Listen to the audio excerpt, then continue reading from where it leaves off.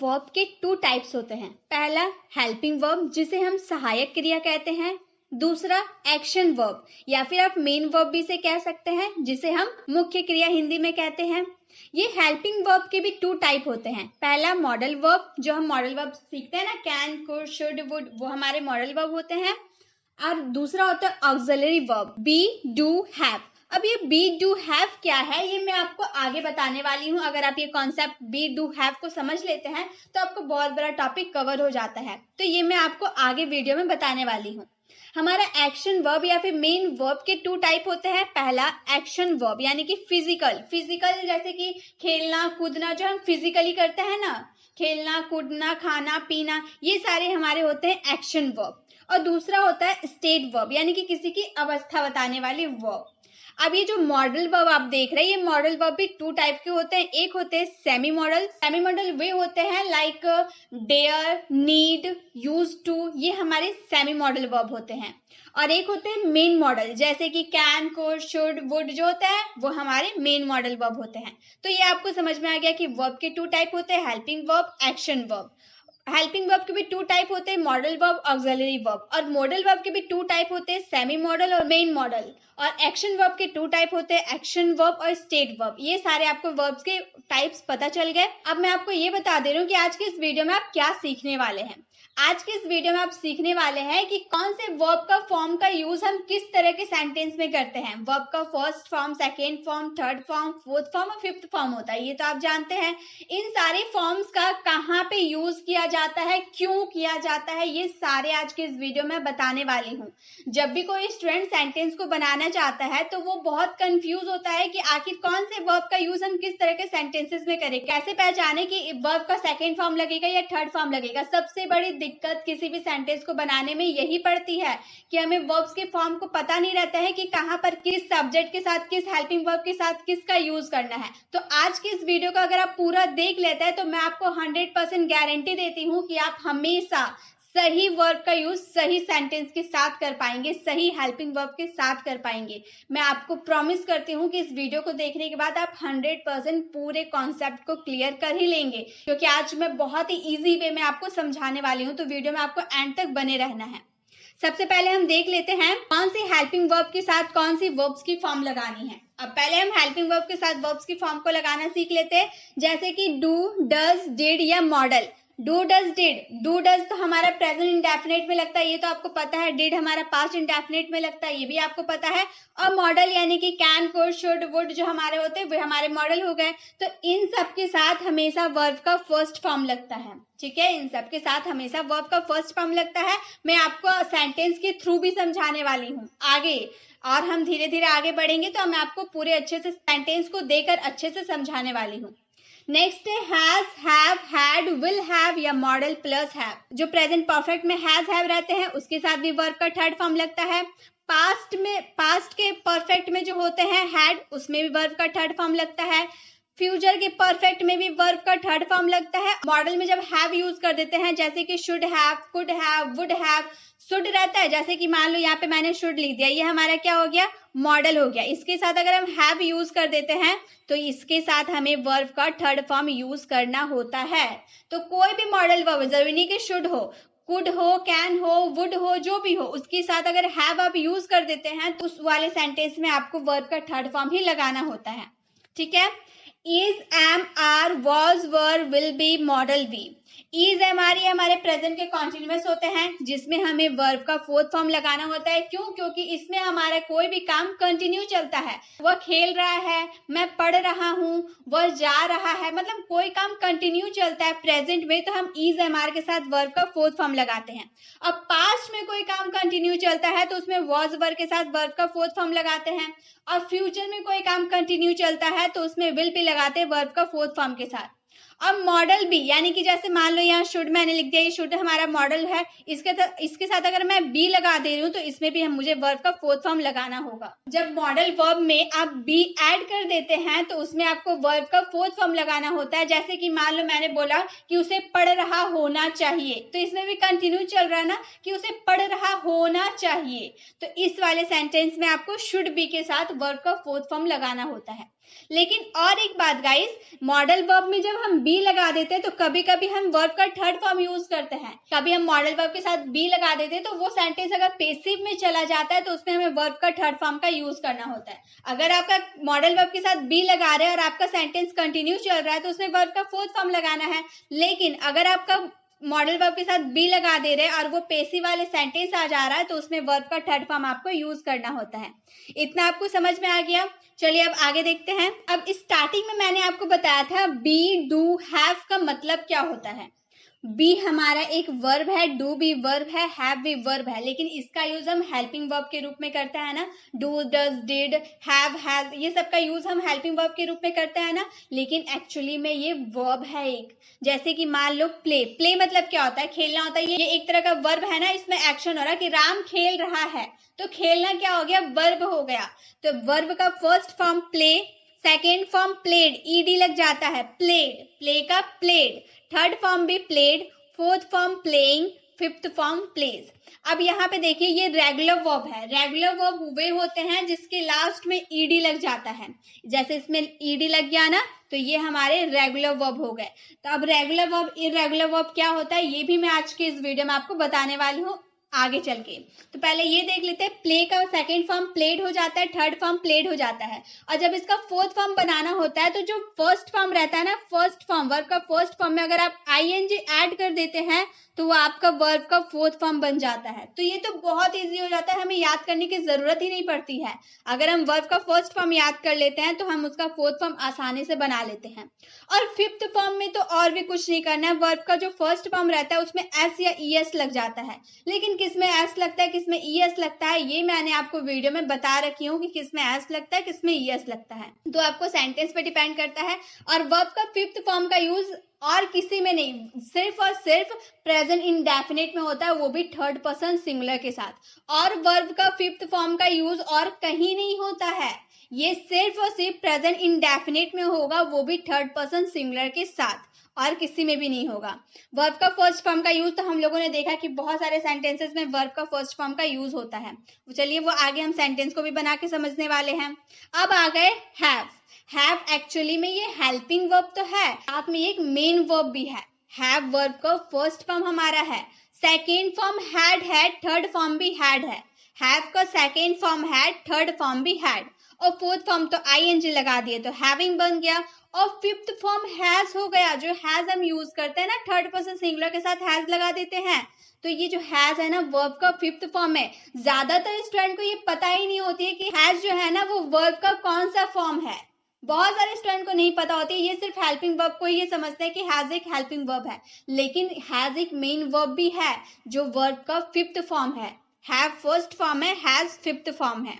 अब आ गए B. B हमारा वर्ब का फर्स्ट फॉर्म है। वॉज, वॉज वर्ड जो लगाते हैं ना, वॉज लगा लो या फिर वर लगा लो यहाँ पर, ये दोनों वर्ब का सेकेंड फॉर्म हो गया।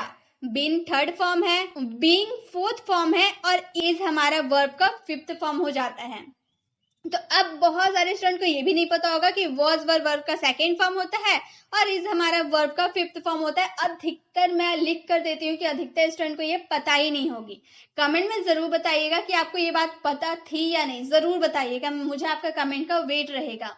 तो यहाँ पे वॉज वर्ब हमारा सेकेंड फॉर्म हो गया, इज हमारा फिफ्थ फॉर्म हो गया। अब बचा डू। डू जो हम हेल्पिंग वर्ब के रूप में यूज करते हैं ना, डू डज का यूज करते हैं हेल्पिंग वर्ब में, प्रेजेंट इंडेफिनिट में, लेकिन एक्चुअली में डू एक मेन वर्ब है, वर्ब का फर्स्ट फॉर्म। डिड जो हम पास्ट इंडेफिनिट में यूज करते हैं, ये हमारा वर्ब का सेकेंड फॉर्म है।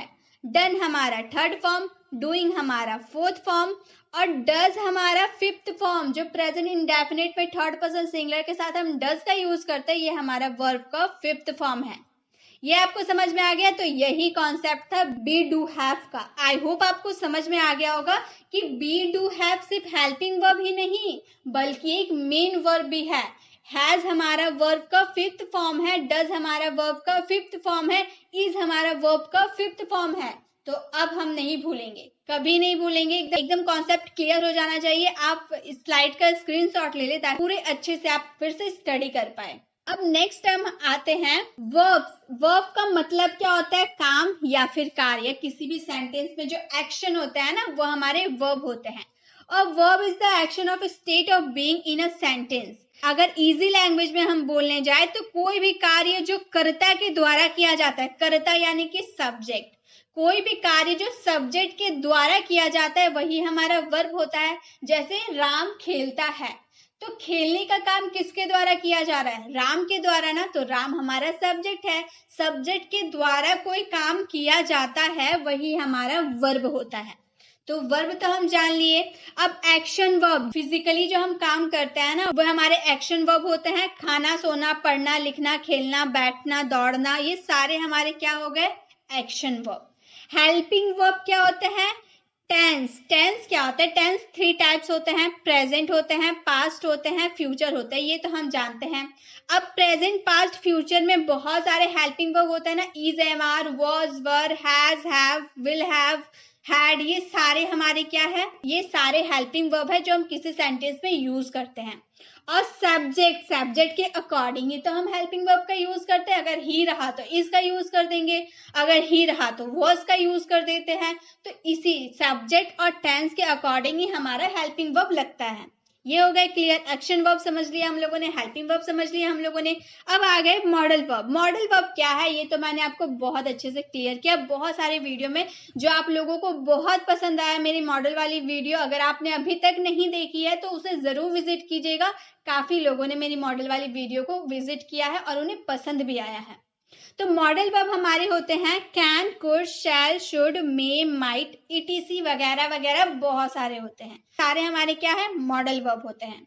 और semi modal verb, semi modal verb क्या होते हैं? डेयर, यूज टू, नीड, ये जो 3 होते हैं ना ये हमारे सेमी मॉडल वर्ब होते हैं। ये क्लियर हो गया। चलिए अब आगे बढ़ते हैं। अब हमारा हेल्पिंग वर्ब, सहायक क्रिया। अब चलिए सेंटेंस को बनाते हैं हम। हमें वाक्यों में समय के बारे में जानकारी देता है। हम जो अब बनाने वाले हैं ना, हेल्पिंग वर्ब का यूज करने वाले हैं, ये किसी भी वाक्य में समय को बताएगा। कैसे समय को बताएगा चलिए देखते हैं। इज, एम, आर हमारा हेल्पिंग वर्ब है, वॉज, वर हमारा हेल्पिंग वर्ब है, हैज, हैव, हैड हमारा हेल्पिंग वर्ब है, विल और विल भी हमारा हेल्पिंग वर्ब है। जैसे मैंने बोला वह काम कर रहा है, इसमें क्या काम क्या हो रहा है? वह काम कर रहा है, रही है वाले सेंटेंस आ रहा ना, रहा है मैं बोल रही हूँ, मतलब इससे समझ में आ रहा है ना कि कोई काम कंटिन्यू चल रहा है। तो कंटिन्यू जब चलता है तो उसमें क्या लगाते हैं? मैंने स्टार्टिंग में ही आपको बताया था, कोई भी काम जब अगर कंटिन्यू चलता है तो उसमें इज, एम, आर लगाएंगे और उसके साथ वर्ब का 4th फॉर्म लगाएंगे। तो यहाँ पे हमारा कोई काम कंटिन्यू चल रहा है ना, लेकिन ये क्या चल रहा है? प्रेजेंट में चल रहा है। ये हम यूज करेंगे प्रेजेंट के लिए। कोई काम कंटिन्यू चल रहा है, वह काम कर रहा है, ही इज डूइंग वर्क, वह काम कर रहा है। तो यहाँ जो आपको इज नजर आ रहा ना, यही इज तो हमारा हेल्पिंग वर्ब है। इसी से पता चला ना कि हम किस समय की बात करें, हम प्रेजेंट की बात करें। इसी से हमें पता चला कि हम कोई काम प्रेजेंट की बात करें। इज, एम, आर अगर आपका आ जा रहा है तो मतलब पता चल रहा है कि हम प्रेजेंट की बात करें।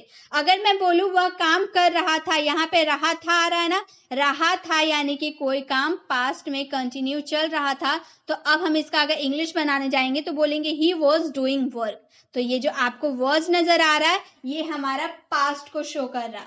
वॉज अगर हम अपने सेंटेंस में लगा देते हैं तो वह हमारा पास्ट वाला सेंटेंस बन जाता है कि वह काम कर रहा था, अभी नहीं कर रहा, लेकिन पास्ट में वो अपना काम कंटिन्यू कर रहा था। ही वॉज डूइंग वर्क, वह काम कर रहा था। नेक्स्ट अगर हम देखें तो हमारा है वह काम कर रहा होगा, कोई काम कर रहा होगा। तो रहा होगा अगर आप बोल रहे तो आपका सेंटेंस ये फ्यूचर में चला गया। तो अगर हम इसे इंग्लिश में बनाने जाएंगे तो बोलेंगे he will be doing work. तो ये जो हमारा विल बी है ना, तो यही विल बी हमारा बताता है कि हम कोई सेंटेंस फ्यूचर में बोल रहे, पास्ट में बोल रहे या प्रेजेंट में बोल रहे हैं। तो विल भी हमें बताया कि हम फ्यूचर की बातें कर रहे हैं। तो अगर हमें प्रेजेंट में कोई काम कंटिन्यू दिखाना हो तो उसमें हम इज का यूज करेंगे। पास्ट में अगर वही काम हमें कंटिन्यू दिखाना हो तो वॉज का यूज करेंगे। अगर फ्यूचर में वही काम कंटिन्यू दिखाना हो तो हम उसमें विल बी का यूज करेंगे। ये कॉन्सेप्ट क्लियर हो गया हेल्पिंग वर्ब का। हाँ, तो हम लोगों ने अभी तक क्या किया, ये is, am, are, was, verb को क्लियर कर लिया। अब हमारा बच्चा है उसने काम कर लिया है, लिया है, दिया है, चुका है, ये सारे हमारे परफेक्ट टेंस में आते हैं। तो है बोल रहे तो ये प्रेजेंट के सेंटेंस हो गए। प्रेजेंट परफेक्ट के सेंटेंस है, कोई काम कंटिन्यू चल रहा है और प्रेजेंट परफेक्ट में आपको हैज हैव का यूज करना होता है। अगर आप थर्ड पर्सन सिंगुलर की बात करेंगे तो हैज का यूज कीजिएगा, बाकी अदर जो आपका सब्जेक्ट बच जाता है उसके साथ हैव का यूज कीजिएगा। तो उसने क्या है, हमारा थर्ड पर्सन सिंगुलर है ना, तो बोलेंगे ही हैज डन वर्क। यहाँ पे इसके साथ हमेशा वर्ब का थर्ड फॉर्म लगता है, ये मैंने आपको स्टार्टिंग में ही बताया था। तो बोलेंगे ही हैज डन वर्क। यहाँ पे आपको जो हैज नजर आ रहा है ना, हैज हमारा क्या है, हेल्पिंग वर्ब है। यही हैज हमें बताया कि हम प्रेजेंट के परफेक्ट की बात कर रहे हैं, प्रेजेंट में बात कर रहे हैं। हैज हमारा प्रेजेंट को शो कर रहा है। उसने काम कर दिया था, तो यहाँ था बता रहा था जो हम लगा दिए, ये हमारा पास्ट में चला गया, यानी कि पास्ट का ये हमारा परफेक्ट है। He had done work, had जो है हैड लगा दिए, तो ये हमारा पास्ट को सेंटेंस को शो कर रहा। तो पास्ट में अगर आपको बतानी हो तो उसमें आप सभी सब्जेक्ट के साथ हैड का यूज कर सकते हैं, सभी सब्जेक्ट के साथ आप हैड का यूज कर सकते हैं। उसने काम कर दिया होगा, ये हमारा क्या हो गया, फ्यूचर हो गया ना। तो फ्यूचर में अगर हम बात करेंगे तो उसमें he will have done work, he will have done work.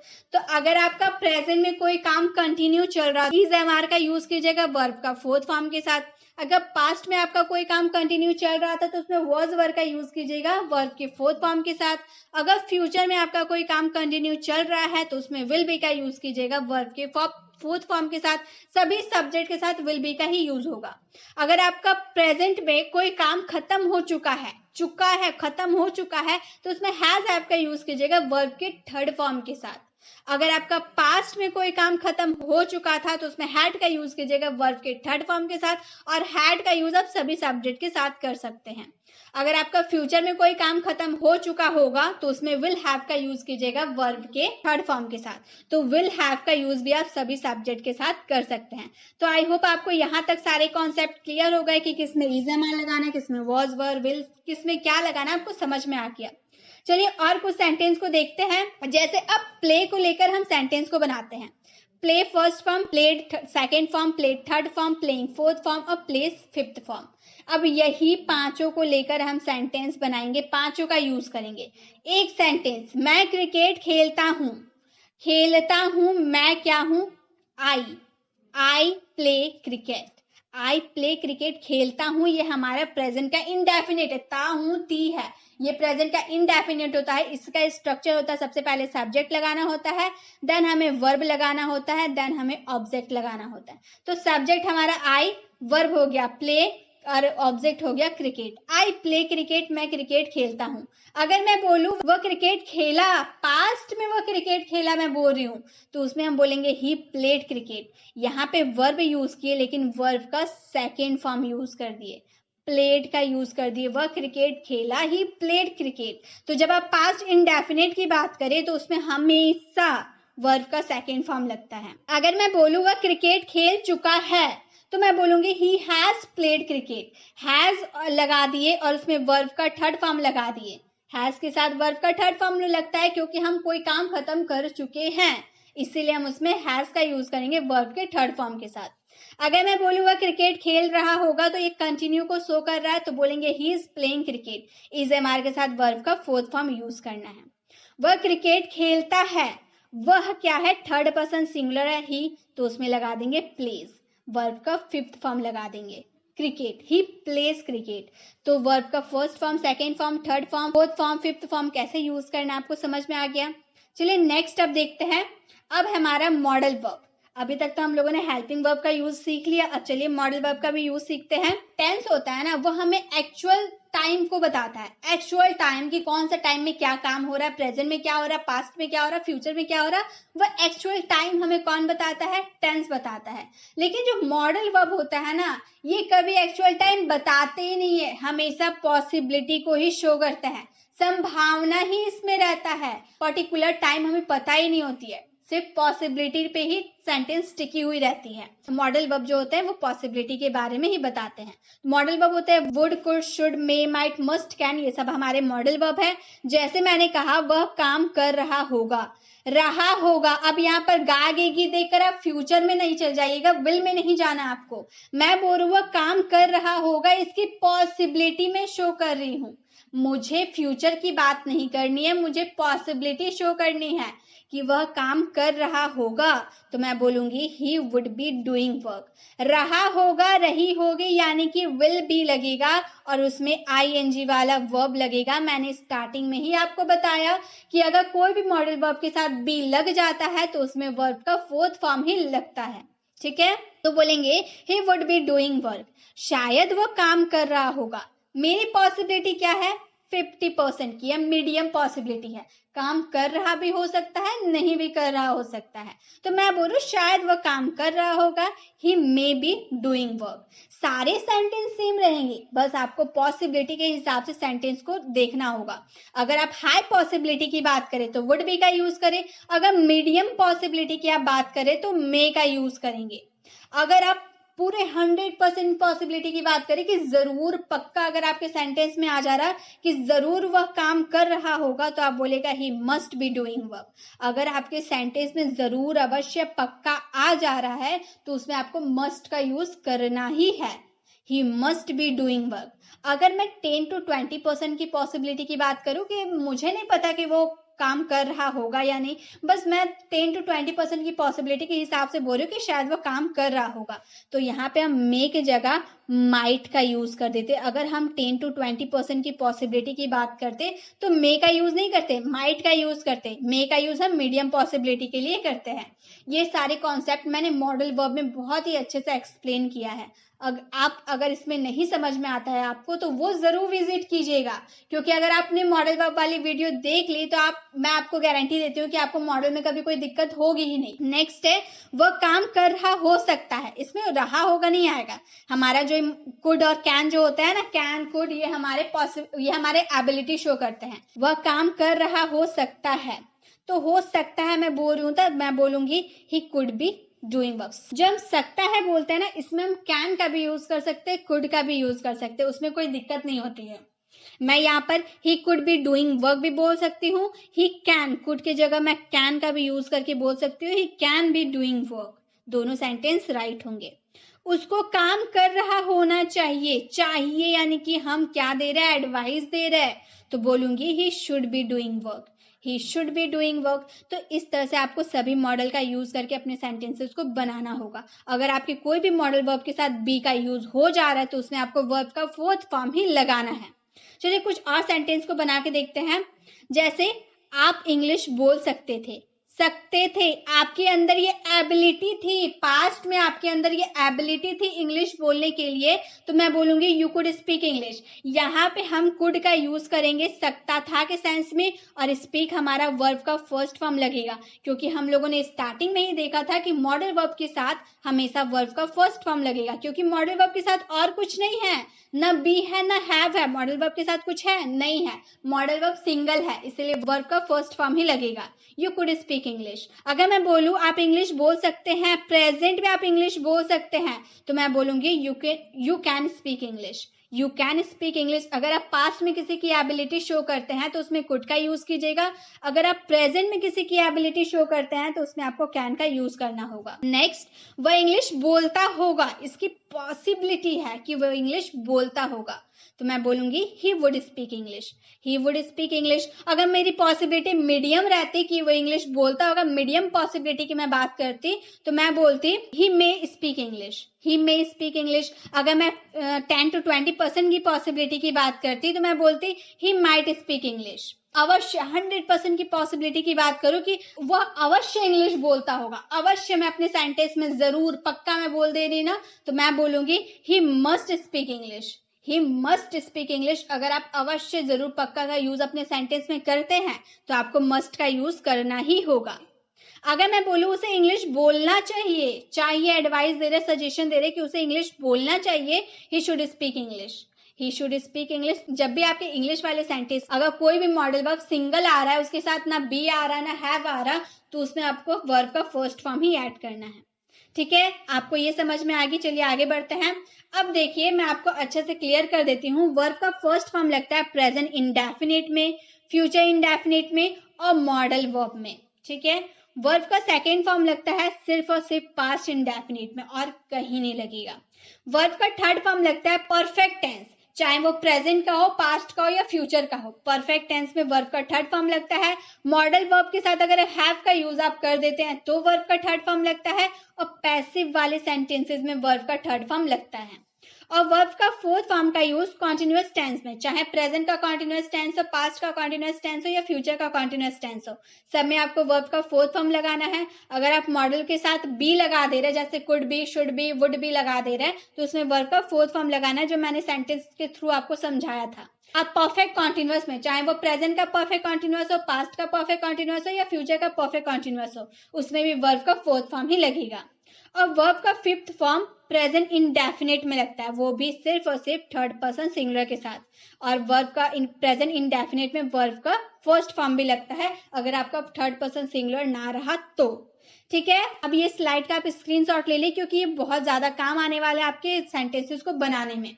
आप सभी का स्क्रीनशॉट ले लें। अब हम वर्ब्स के बारे में जानते हैं। वर्ब्स टू टाइप के होते हैं ना, रेगुलर वर्ब, इररेगुलर वर्ब। अगर सेकंड और थर्ड फॉर्म में ईडी लग जाता है, एंड में ईडी लग जाता है, तो वो रेगुलर वर्ब होता है। सेकंड और थर्ड फॉर्म डिफरेंट हो या सेम हो, डिफरेंट हो या सेम हो, तो उसमें हमारा इररेगुलर वर्ब होता है। जैसे कि प्ले, इसमें अगर हम लास्ट में ईडी लगा दे रहे हैं ना, एडवाइस में हम लोग लास्ट में ईडी लगा दे रहे हैं, वर्क में हम लास्ट में ईडी लगा दे रहे हैं, तो ये हमारा रेगुलर वर्ब है। जिसके एंड में ईडी लगता है वो रेगुलर वर्ब होता है। और जिसके डिफरेंट हो, तीनों फॉर्म डिफरेंट हो या फिर सेम हो, वो इररेगुलर वर्ब होता है। जैसे डू, डिड, डन, तीनों अलग है ना, तो ये हमारे इररेगुलर वर्ब हुए। ब्रिंग, ब्रॉट, ब्रॉट, ये तीनों अलग है, यानी कि ये इररेगुलर वर्ब हुए। कट, कट, कट, तीनों सेम है, ये हमारे इररेगुलर वर्ब हुए। तो इस तरह से आप रेगुलर इररेगुलर की पहचान कर सकते हैं। मैंने वर्ब्स वाली वीडियो में आपको अच्छे से एक्सप्लेन कर रखी हूँ। आई होप आपको सारे कॉन्सेप्ट क्लियर हो गए होंगे। अब मैं आपको एक होमवर्क देती हूँ, आप ध्यान से मेरी बातों को सुनिएगा। जो हैज है, डज है और इज, ये हमारे कौन से वर्ब्स का फॉर्म है? वर्ब्स का फॉर्म फर्स्ट है या सेकंड है या थर्ड है या फोर्थ है या वर्ब का फिफ्थ फॉर्म है? ये आपको कमेंट में लिख के बताना है कि हैज, डज और इज वर्ब का कौन सा फॉर्म है। इसका आंसर आपको कमेंट बॉक्स में देना है। अगर आपको वीडियो अच्छी लगी तो प्लीज वीडियो को लाइक करें। अगर आप चैनल पर नए हैं और अभी तक हमारे चैनल को सब्सक्राइब नहीं किए हैं तो जल्दी से करके बेल आइकन को क्लिक कर दें, ताकि आने वाली वीडियोस की नोटिफिकेशन आपको मिलती रहे। मिलते हैं नेक्स्ट वीडियो में, तब तक के लिए कीप लर्निंग।